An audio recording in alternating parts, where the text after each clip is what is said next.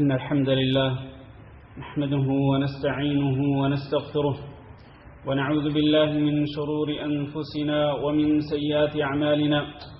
من يهده الله فلا مضل له ومن يضلل فلا هادي له وأشهد أن لا إله إلا الله وحده لا شريك له وأشهد أن محمدا عبده ورسوله اللهم صل على محمد وعلى آل محمد كما صليت على إبراهيم وعلى آل إبراهيم إنك حميد مجيد اللهم بارك على محمد وعلى آل محمد كما باركت على إبراهيم وعلى آل إبراهيم إنك حميد مجيد أما بعد فإن خير الحديث كتاب الله وخير الهدي هدي محمد صلى الله عليه وسلم وشر الأمور محدثاتها وكل محدثة بدعة وكل بدعة ضلالة وكل ضلالة في النار أعوذ بالله من الشيطان الرجيم يا أيها الذين آمنوا اتقوا الله حق تقاته ولا تموتن إلا وأنتم مسلمون يا أيها الناس اتقوا ربكم الذي خلقكم من نفس واحدة وخلق منها زوجها وبث منهما رجالا كثيرا ونساء واتقوا الله الذي تساءلون به والأرحام إن الله كان عليكم رقيبا يا أيها الذين آمنوا اتقوا الله وقولوا قولا سديدا يصلح لكم أعمالكم ويغفر لكم ذنوبكم ومن يطع الله ورسوله فقد فاز فوزا عظيما محترم دوستوں اور بھائیوں، یوں تو پورا قرآن مجید اللہ رب العزت کا کلام ہے اور اللہ کے کلام کی بڑی فضیلت ہے کہ ایک ایک حرف کو پڑھنے پر 10 نیکیاں ملتی ہیں، لیکن قرآن مجید کی بعض صورتوں کو دیگر صورتوں پر فضیلت حاصل ہے، اور یہ فضیلت خود نبی کریم صلی اللہ علیہ وسلم نے بیان فرمائی۔ تو جن صورتوں کو دیگر صورتوں پر فضیلت حاصل ہے، ان میں سے ایک سورت جو قرآن مجید کی سب سے بڑی سورت ہے، سورۃ البقرہ بھی ہے۔ سورۃ البقرہ کے بارے میں اور اس کی فضیلت کے بارے میں نبی کریم صلی اللہ علیہ وسلم نے متعدد احادیث بیان فرمائیں۔ یہ وہ سورت ہے کہ جس میں اللہ رب العزت نے اپنے دین کے بیشتر احکامات ذکر فرمائے۔ اس سورت کے اندر اللہ رب العزت نے نماز کے احکامات بھی بیان فرمائے۔ اس سورت میں اللہ رب العزت نے روزوں کے مسائل بھی بیان فرمائے۔ اس سورت میں اللہ رب العزت نے حج کے مسائل بھی بیان فرمائے، اور اسی طرح صدقہ اور زکوٰۃ اور خیرات کے مسائل بھی بیان فرمائے، اور اللہ رب العزت نے جو خاندانی مسائل ہیں، طلاق اور نکاح، وہ مسائل بھی اللہ رب العزت نے اسی سورت کے اندر بیان فرمائے۔ اور اس سورت کے آخر میں دین کا ایک بہت بڑا حصہ جس کا تعلق معاملات کے ساتھ ہے، لین دین کے مسائل کے ساتھ ہے، اللہ تعالیٰ نے وہ لین دین کے مسائل بھی اسی سورت کے اندر بیان فرمائے۔ اللہ نے اپنی توحید کے مسائل بھی بیان فرمائے، اور انبیاء کی رسالت کے مسائل بھی بیان فرمائے، اور دیگر بے شمار مسائل۔ چنانچہ نبی کریم صلی اللہ علیہ وسلم نے اس سورت کی فضیلت کو بیان کرتے ہوئے فرمایا کہ اقرؤوا الزہراوین البقرۃ وسورۃ آل عمران، کہ یہ جو قرآن مجید کی 2 چمکتی دمکتی صورتیں ہیں، سورۃ البقرہ اور سورۃ آل عمران، ان 2 صورتوں کو پڑھا کرو، اس لیے کہ انہما تأتیان یوم القیامہ، یہ قیامت کے دن ایسے آئیں گی کأنہما غمامتان او کأنہما غیایتان او کأنہما فرقان من طیر صواف تحاجان عن اصحابہما، ایسے آئیں گی قیامت کے دن کہ جیسے 2 بادل ہوں یا 2 سائبان ہوں، یا پھر ہوا میں اڑتے ہوئے وہ پرندے جو کہ صفوں کے اندر ترتیب کے ساتھ اڑتے ہیں، پرندوں کے ایسے لگے گا جیسے پرندوں کے دو گروہ ہیں جو اوپر ترتیب کے ساتھ اڑ رہے ہیں۔ تو یہ صورتیں اس شکل کے اندر آئیں گی، اور کیا کریں گی؟ یہ تحاجان عن اصحابہما، یہ 2 صورتیں ان لوگوں کا دفاع کریں گی اور ان لوگوں کو تحفظ فراہم کریں گی کہ جو لوگ ان دو صورتوں کو پڑھتے بھی تھے اور ان دو صورتوں پہ عمل بھی کرتے تھے. اس لیے نبی صلی اللہ علیہ وسلم نے ان دو چمکتی دمکتی صورتوں کو بار بار پڑھنے کا حکم دیا، اور خاص طور پر سورۃ البقرہ کے بارے میں فرمایا اقرؤوا سورۃ البقرہ فإن أخذها بركة وتركها حسرة لا ولا تستطيعها البطلة،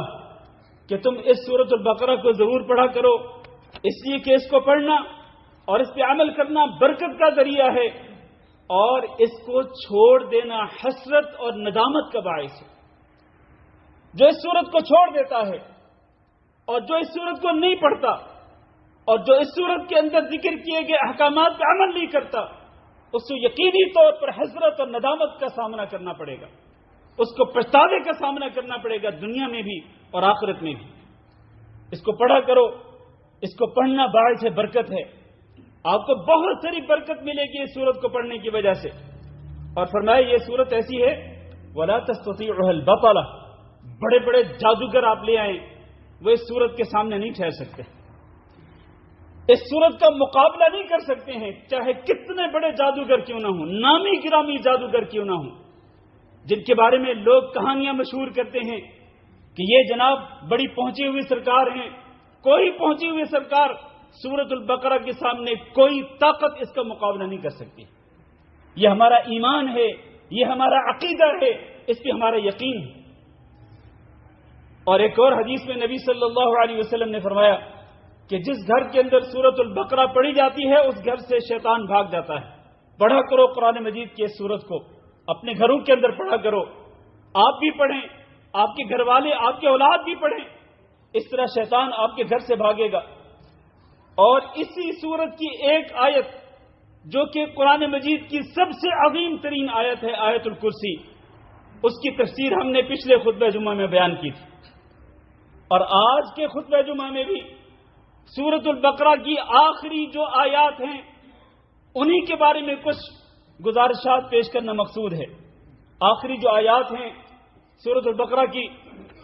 ان کی بھی بڑی فضیلت ہے. نبی کریم صلی اللہ علیہ وسلم کی کئی احادیث، ان میں سے ایک حدیث حضرت عبداللہ بن عباس رضی اللہ تعالیٰ عنہ بیان کرتے ہیں کہ رسول اکرم صلی اللہ علیہ وسلم کے پاس حضرت جبریل امین آئے ہوئے تھے. اچانک اوپر سے ایک زوردار دھماکے دار آواز سنی گئی. جبریل امین علیہ السلام نے اپنا سر اوپر کی طرف اٹھایا اور کہنے لگے هذا باب قد فتح من السماء ما فتح قط، یہ آسمان کا دروازہ کھلا ہے جو کبھی نہیں کھولا گیا. یعنی آسمان کے دروازے کے کھلنے کی زوردار آواز سنی، اور یہ دروازہ وہ تھا جو آج سے پہلے کبھی نہیں کھولا گیا تھا. اس سے ایک فرشتہ نازل ہوا، اور یہ فرشتہ وہ تھا جو اس سے پہلے کبھی زمین پہ نازل نہیں ہوا تھا. وہ نبی صلی اللہ علیہ وسلم کے سامنے آ کے بیٹھا، کہنے لگا ابشر بنورین قد اوتیتہما لم یؤتہما نبی قبلک، اے اللہ کے رسول، اے محمد صلی اللہ علیہ وسلم، آپ کو دو نوروں کی بشارت ہو، دو نوروں کی آپ کو خوشخبری ہو. اور یہ دو نور وہ ہیں کہ جو آپ سے پہلے کسی نبی کو نہیں دیے گئے. وہ دو نور کیا ہیں؟ فاتحۃ الکتاب و خواتیم سورۃ البقرہ. یہ دو نور، ایک سورۃ الفاتحہ ہے اور دوسرا نور سورۃ البقرہ کی آخری آیات ہے. اور فرمایا اسی فرشتے نے یہ بشارت بھی دی وَلَن تَقْرَأَ حَرْفًا مِّنْهُمَا إِلَّا أُوتِيتَهُ. ان دو نوروں کو جب آپ پڑھیں گے، سورۃ الفاتحہ کے آخر میں بھی دعا ہے اهدنا الصراط المستقیم آخر تک، اور سورۃ البقرہ کی آخری آیت میں بھی دعا ہے جو ابھی ہم ذکر کریں گے. تو اس فرشتے نے یہ بشارت دی کہ آپ ان دعاؤں میں سے جو بھی دعا کریں گے اللہ آپ کی دعا کو قبول کرے گا. اس لیے پڑھا کریں ان دو نوروں کو، اس کے ذریعے آپ کا دل منور ہوگا. دل میں جو تاریکی چھا جاتی ہے، جو ظلمت چھا جاتی ہے اپنے گناہوں کی وجہ سے، معاصی کی وجہ سے، برائیوں کی وجہ سے، اس ظلمت اور اس اندھیرے اور اس تاریکی کو یہ دو نور ختم کر دیتے ہیں. یہ دو روشنیاں ہیں، روشنیاں یہ آپ کے سامنے آپ کا راستہ منور کریں گی. یہ صورتیں ایسے منور کریں گی کہ آپ کے سامنے کوئی جھول باقی نہیں رہے گا،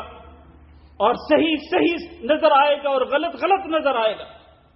حق اور باطل کے درمیان تمیز اور فرق کرنے کی صلاحیت پیدا ہو جائے گی اگر آپ ان دو نوروں کو پڑھیں گے اور آپ ان دو نوروں کی روشنی میں آپ اپنے دل کو منور کریں گے۔ دوسری حدیث سنیے، حضرت ابو ذر رضی اللہ تعالیٰ عنہ بیان کرتے ہیں کہ رسول اکرم صلی اللہ علیہ وسلم نے فرمایا اعطیت خواتیم سورۃ البقرہ من کنز تحت العرش، کہ یہ جو سورۃ البقرہ کی آخری آیات ہیں یہ مجھے دی گئی ہیں، عطا کی گئی ہیں۔ کس خزانے سے؟ تحت العرش، جو عرش کے نیچے اللہ رب العزت کا خاص خزانہ ہے، اس خزانے میں سے اللہ رب العزت نے یہ ایک بہت بڑا خزانہ مجھے عطا کیا ہے سورۃ البقرہ کی آخری آیات کی شکل میں، لم یعطہن نبی قبلی، اور یہ وہ خزانہ ہے کہ جو مجھ سے پہلے کسی اور نبی کو عطا نہیں کیا گیا۔ تیسری حدیث سنیے، حضرت نعمان بن بشیر رضی اللہ تعالیٰ عنہ بیان کرتے ہیں کہ رسول اکرم صلی اللہ علیہ وسلم نے ارشاد فرمایا ان اللہ کتب کتابا قبل ان یخلق السماوات والارض ب2000 عام، کہ اللہ رب العزت نے آسمانوں اور زمین کو پیدا کرنے سے 2000 سال پہلے اپنی کتاب لوح محفوظ کے اندر ایک بات لکھ دی تھی، کئی چیزیں اللہ تعالیٰ نے لکھ دی تھی۔ انزل منہ آیتین ختم بہما سورۃ البقرہ، اللہ تعالیٰ نے اس لوح محفوظ سے، وہ جو اللہ تعالیٰ نے آسمانوں اور زمین کو پیدا کرنے سے 2000 سال پہلے اللہ نے جو لوح محفوظ میں لکھا، اس میں سے اللہ تعالیٰ نے 2 آیتیں مجھ پر نازل کی ہیں جن کے ساتھ اللہ رب العزت نے سورۃ البقرہ کو ختم کیا ہے۔ ولا یقرآن فی دار، جس گھر کے اندر بھی یہ 2 آیتیں پڑھی جائیں گی، 3 لیال، 3 راتوں تک، مسلسل 3 راتیں جس گھر کے اندر یہ 2 آیتیں پڑھی جائیں گی، فیقربها شیطان، تو اس گھر کے شیطان قریب نہیں آئے گا، شیطان اس گھر کے قریب نہیں آئے گا جس گھر کے اندر مسلسل 3 راتیں یہ سورۃ البقرہ کی آخری 2 آیتیں پڑھی جائیں۔ چوتھی حدیث سنیے، اور اس حدیث کا تعلق معراج کے واقعے کے ساتھ ہے جو انشاءاللہ اگلے جمعہ میں ہمارا موضوع ہوگا۔ اسی واقعے کے اندر حضرت عبداللہ بن مسعود رضی اللہ تعالیٰ عنہ بیان کرتے ہیں، صحیح مسلم کے اندر حدیث موجود ہے کہ معراج کے موقع پر رسول اللہ صلی اللہ علیہ وسلم کو 3 انعامات دیے گئے۔ وہ 3 انعامات کیا تھے؟ الصلوات الخمس، 5 نمازیں بطور انعام اللہ رب العزت نے اپنے پیارے نبی جناب محمد صلی اللہ علیہ وسلم کو دی۔ وَأُعْطِيَ خَوَاتِيمَ سُورَةِ الْبَقَرَةِ، اور آپ صلی اللہ علیہ وسلم کو سورۃ البقرہ کی آخری آیات بھی دی گئیں۔ وَغُفِرَ، اور تیسرا انعام یہ تھا وَغُفِرَ لِمَن لَّمْ يُشْرِكْ بِاللَّهِ مِنْ أُمَّتِهِ شَيْئًا الْمُقْحِمَاتِ، کہ آپ صلی اللہ علیہ وسلم کی امت میں سے جو شخص بھی اللہ کے ساتھ کچھ بھی شرک نہیں کرے گا، لم یشرک باللہ شیئا، کچھ بھی شرک نہیں کرے گا، یعنی مکمل طور پر اس کا دامن شرک سے اور شرک کی غلاظتوں اور اس کی ناپاکی اور پلیدیوں سے پاک ہوگا، اللہ رب العزت اس کے بڑے بڑے گناہوں کو معاف کر دے گا۔ شرک کے علاوہ جو دیگر گناہ اس نے کیے ہوں گے، نبی صلی اللہ علیہ وسلم کی امت میں سے کوئی بھی شخص، اللہ رب العزت اس کے بڑے بڑے گناہوں کو معاف کر دے گا۔ یہ بہت بڑا انعام ہے اللہ رب العزت کی طرف سے پیارے نبی جناب محمد صلی اللہ علیہ وسلم کے لیے اور آپ کی امت کے لیے۔ تو ان 3 انعامات میں سے ایک انعام کیا ہے؟ سورۃ البقرہ کی آخری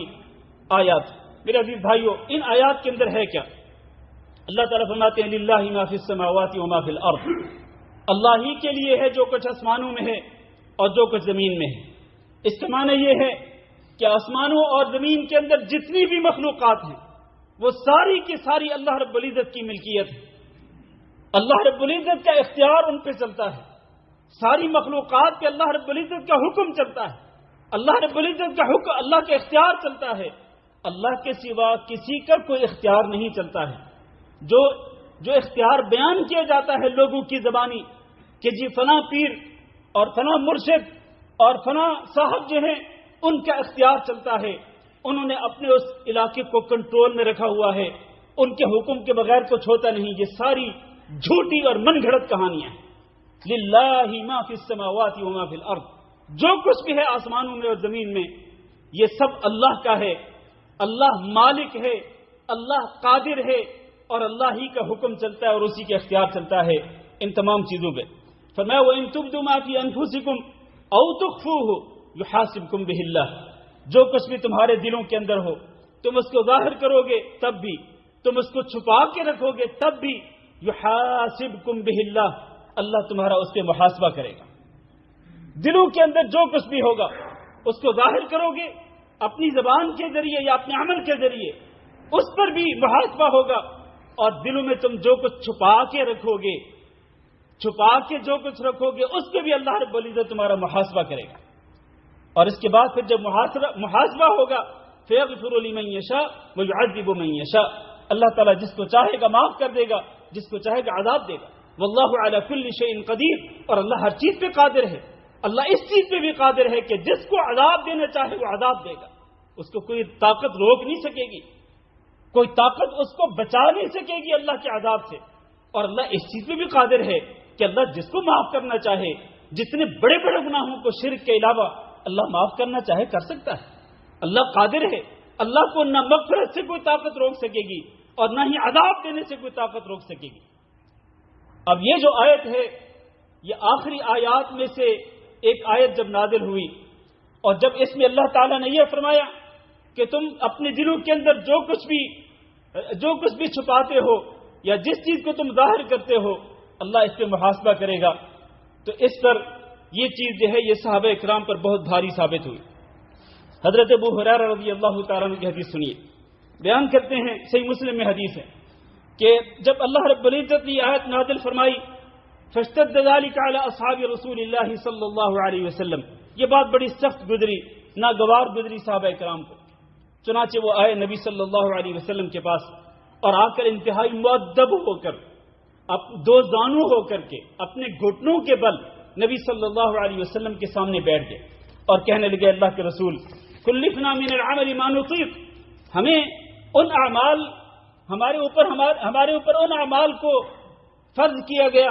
کہ جن کی ہم طاقت رکھتے ہیں، جیسا کہ نماز ہے، جیسا کہ روزے ہیں، جہاد ہے، صدقہ خیرات ہے، یہ تو وہ اعمال ہیں جن کی ہم طاقت رکھتے ہیں اور ہم کرتے بھی ہیں، نماز بھی پڑھتے ہیں، روزے بھی رکھتے ہیں، جہاد بھی کرتے ہیں، صدقہ خیرات بھی اپنی استطاعت کے مطابق کرتے ہیں۔ لیکن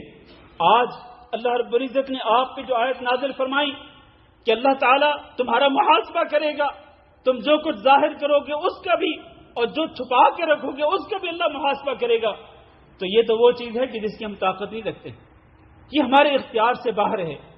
ہمارے بس سے باہر ہے کہ ہم اپنے دلوں کے اندر کوئی بات نہ چھپائیں۔ دل کے اندر وسوسے آتے ہیں، دل کے اندر خیالات پیدا ہوتے ہیں، اگر اللہ تعالیٰ دل کے خیالات اور وسوسوں پر بھی محاسبہ کرے گا تو پھر تو ہم میں سے کوئی بھی بچنے والا نہیں۔ نبی کریم صلی اللہ علیہ وسلم نے فرمایا اتریدون ان تقولوا كما قال اهل الكتابين سمعنا وعصينا، کیا تم یہ کہنا چاہتے ہو جیسا کہ تم سے پہلے ان لوگوں نے وہ بات کہی جن کو دو کتابیں دی گئیں، تورات اور انجیل، یعنی جس طرح یہود و نصارہ نے کہا تھا کہ سمعنا وعصینا، کہ ہم نے سن لیا اور ہم نے نافرمانی کی، کیا تم بھی ویسے ہی کہنا چاہتے ہو کہ ہم نے سن لیا اور ہم نے نافرمانی کی؟ گویا کہ تم یہ کہہ رہے ہو کہ ہم اس پہ عمل نہیں کر سکتے ہیں، گویا کہ آپ نافرمانی کی بات کر رہے ہیں۔ بل قولوا، بلکہ تم یوں کہو کہ سمعنا واطعنا غفرانک ربنا والیک المصیر، کہ اللہ ہم نے سن لیا اور ہم نے مان لیا، ہم نے اطاعت و فرمانبرداری کی، اے رب اگر اس میں ہم سے کوئی غلطی ہو جائے، بتقاضائے بشریت انسان ہونے کے ناطے ہم سے کوئی غلطی ہو جائے تو اللہ ہمیں معاف کر دینا اور اللہ تیری طرف ہی لوٹ کے آنا ہے۔ چنانچہ صحابہ کرام نے یہی الفاظ کہے، اللہ کے رسول صلی اللہ علیہ وسلم نے جیسے ہی ان کو یہ ان الفاظ کے پڑھنے کی تعلیم دی، صحابہ کرام نے ویسے ہی الفاظ کہے، سمعنا واطعنا غفرانک ربنا والیک المصیر۔ اللہ رب العزت کو صحابہ کرام کا یہ طرز عمل اتنا پسند آیا اللہ رب العزت کو کہ اللہ رب العزت نے اگلی آیات نازل فرما دی۔ چنانچہ اگلی آیات کے اندر اللہ نے کیا فرمایا آمن الرسول بما انزل الیہ من ربہ والمؤمنون، رسول بھی ایمان لائے اس چیز پر جو رسول کی طرف نازل کیا گیا، یعنی جو پہلی آیت میں جو اللہ نے حکم نازل فرمایا، رسول بھی ایمان لائے، والمؤمنون اور مومن بھی ایمان لائے۔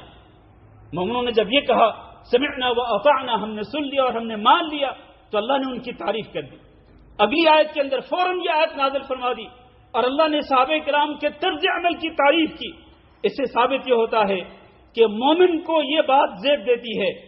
کہ ہمیشہ وہ جیسے ہی اللہ کا حکم سنے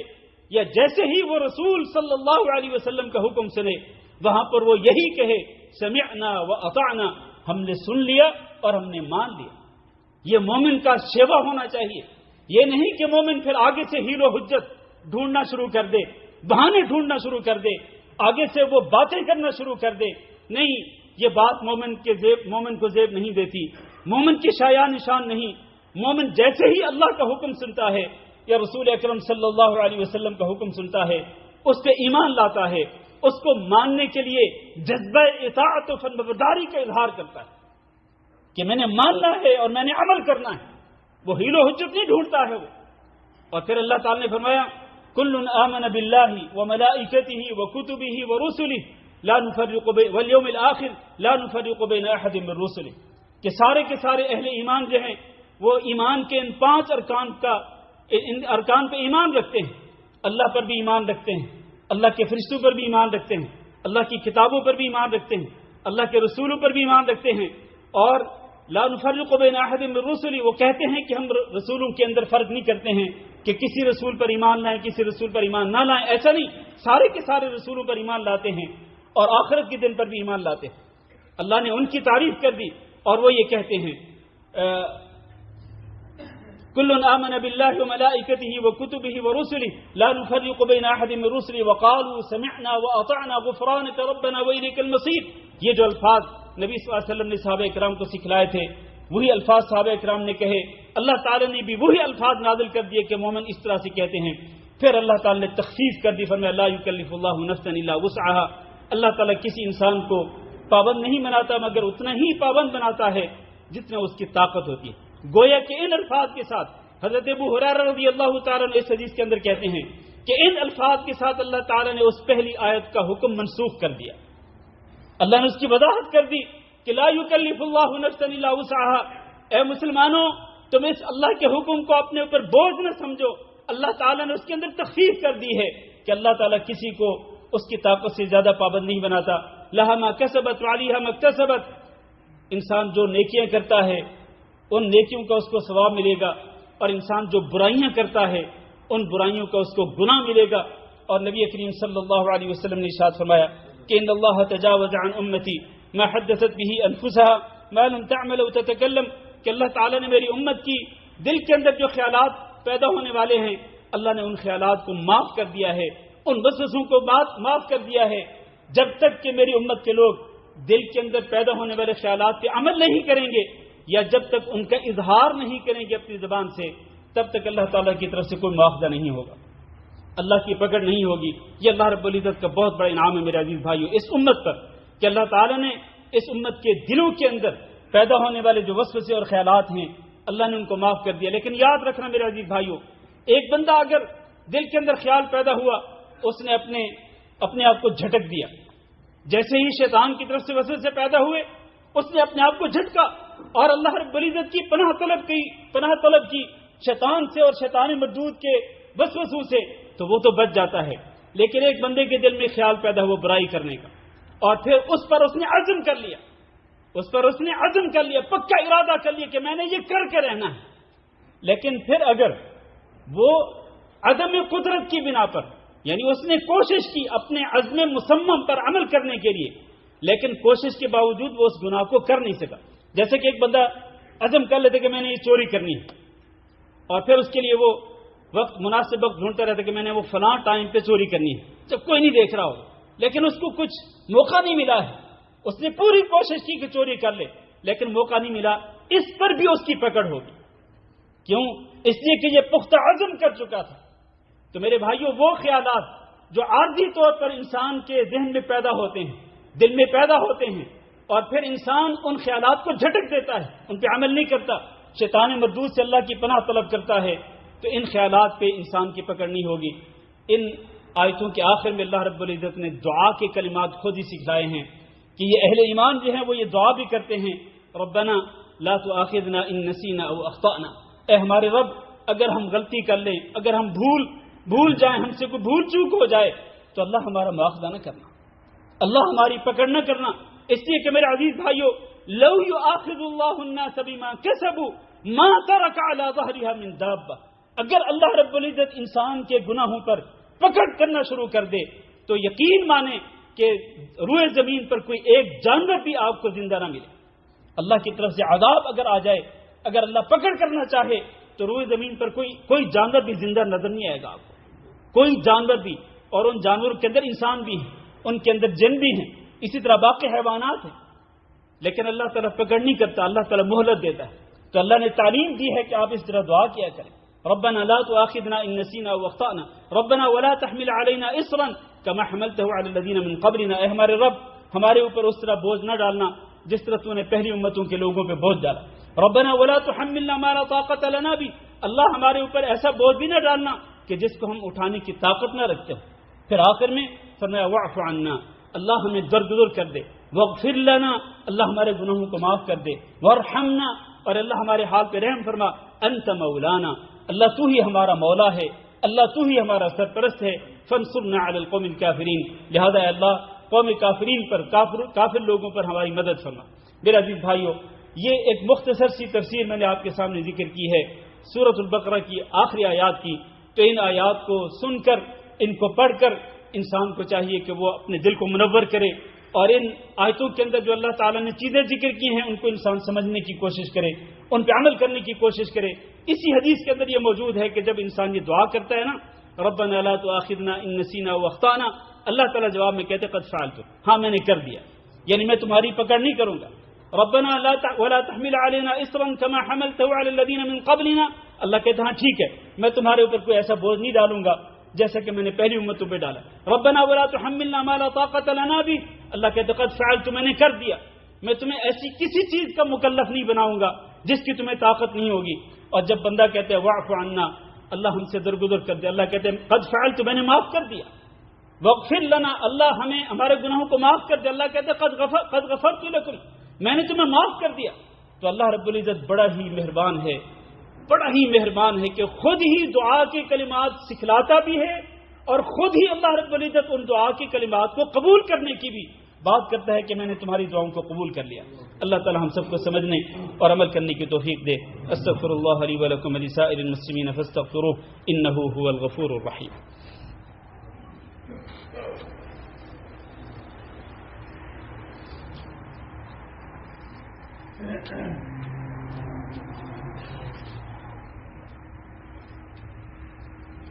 إن الحمد لله نحمده ونستعينه ونستغفره